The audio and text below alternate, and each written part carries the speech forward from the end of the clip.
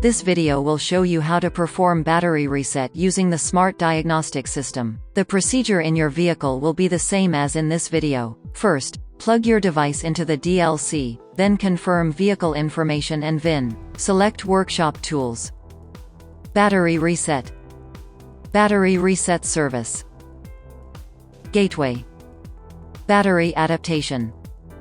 Follow the on-screen prompts and input the new battery's information.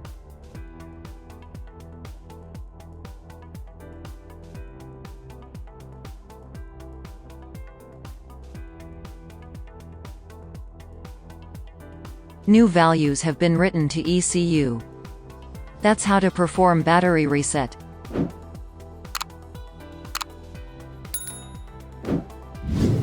For more information, please visit us at innova.com. Find the problem, fix the problem.